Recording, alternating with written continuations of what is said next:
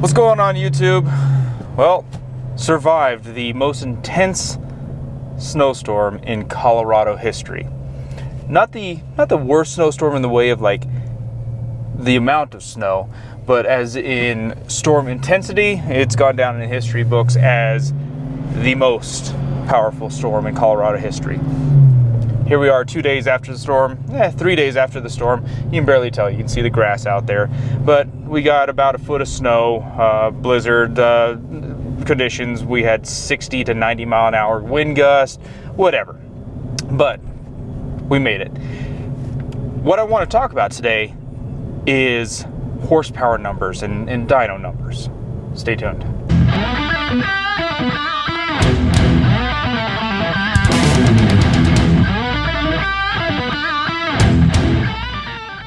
So this topic comes up all the time.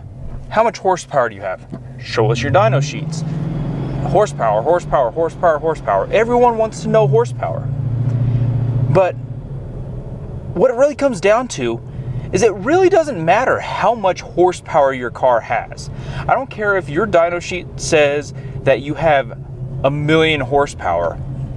There's more to things that come into effect than just what your car puts down on the dyno. I mean, you could have a terrible horsepower curve and have 100 horsepower for 90% of your dyno pole, and for some reason at the very top end, your horsepower spikes up and you end up with 500 horsepower at 6,000 RPM.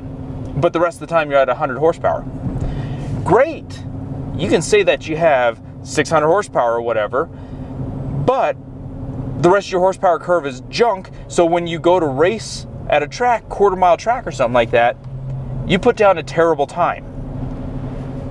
Sure, bragging rights. I have a 600 horsepower car. I have a 1,000 horsepower car. I have a whatever car. Great, good job. Looks great at a car show. Sit there and park your car, pop the hood, let everyone look at it, throw up a dyno sheet in the windshield, and people can say, oh great, you have a powerful car.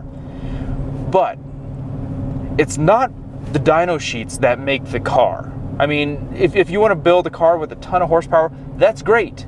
But if you want the performance in racing and the feel of the drive and everything like that, it really doesn't matter how much horsepower you put down, all right?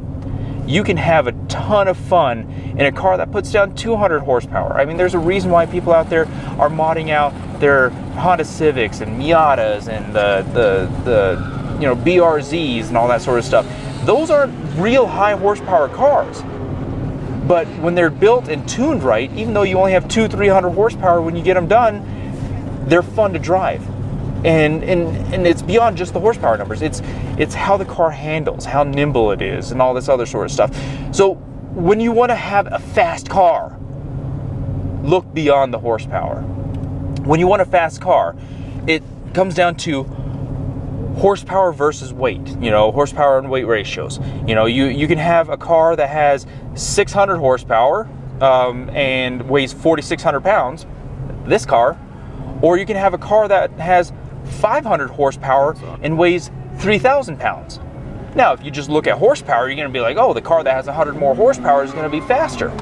But no, it's actually the car that has 500 horsepower and weighs 2,600 pounds less because of that horsepower and power to weight ratio, and that car is going to be the faster car. And that's kind of the point why I'm saying it's more than just what your dyno says. And even beyond just the mathematical horsepower and weight ratios that you're looking at, it's how does the person drive the car? Driver mod. Is it an automatic transmission and all you need to do is just mash the gas and go? Or is it a manual transmission and the driver has to know how to shift properly and good shift points and work that clutch? So, you can have a 1,000 horsepower car, but if you don't know how to drive the car, you're not going to put down a great time. All right, you have 1,000 horsepower and you just mash the gas on takeoff, you're just going to do a burnout for a quarter mile. So, everyone wants to sit here and flex their muscles and everything like that, saying I have an X amount of horsepower car.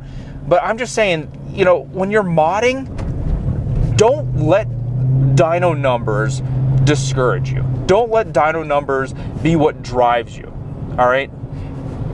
let the car's performance talk for you.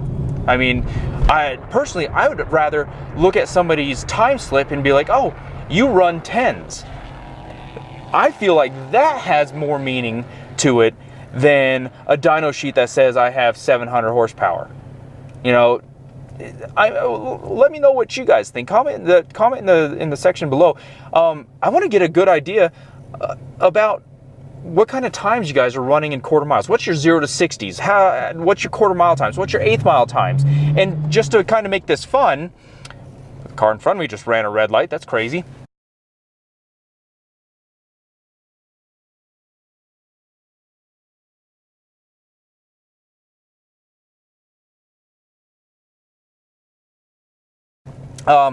Let's make this fun though. Let's get a good idea about what times you guys are running 0 to 60, 1/8 mile, quarter mile, and if you have had your car dynoed, what is your wheel horsepower?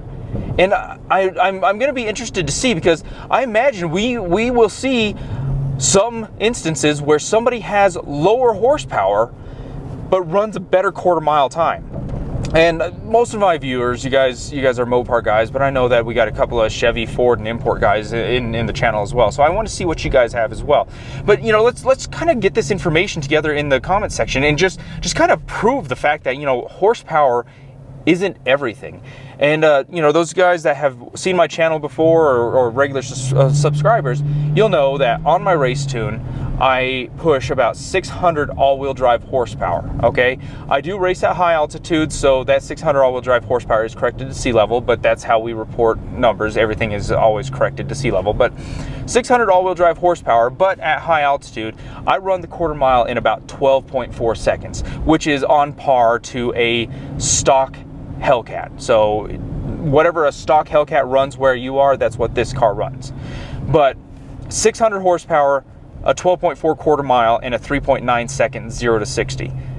What do you guys have? I know that there's people out there naturally aspirated close to sea level in a Charger RT that are pushing low 4-second 0 to 60s. And that right there kind of goes to show that it really isn't the horsepower that matters for performance, all right? I mean, even dynos, they're not even exact measurements of what your car can do. They're estimations, they're approximations of how much power your car has, because I can throw this car on one dyno and run and get X amount of horsepower and drive down the street to the next dyno and throw it on there and get a completely different number.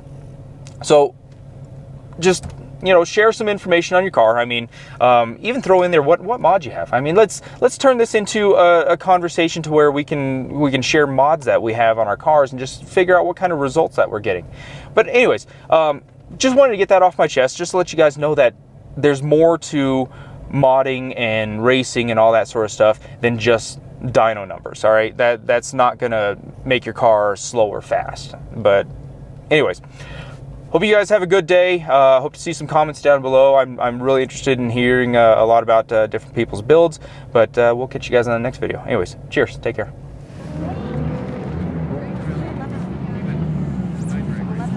Got ourselves a pair of challengers going out there right now.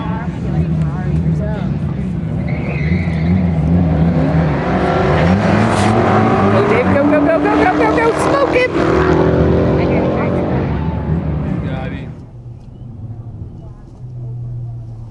All right, race against the Hellcat, guys.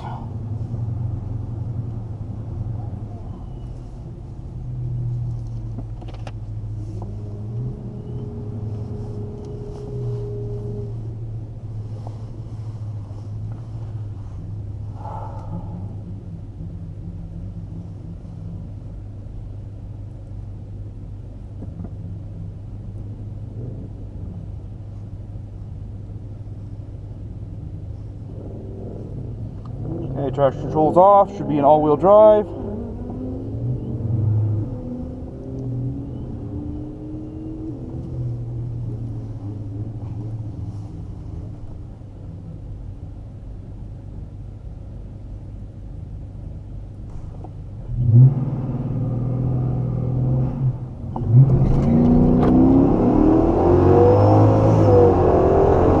Oh, he's right next to me.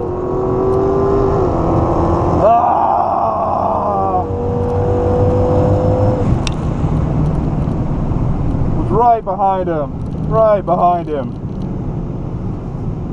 So the track official like ran up next to me and was waving to stop. So I let off the gas, and then the light turned green, and I got treed. Oh, man. Whatever. I can make whatever excuses, but you know what? That Hellcat is freaking fast, and I hung with the Hellcat. Alright? I hung with the Hellcat. That's what really matters here. That is freaking awesome.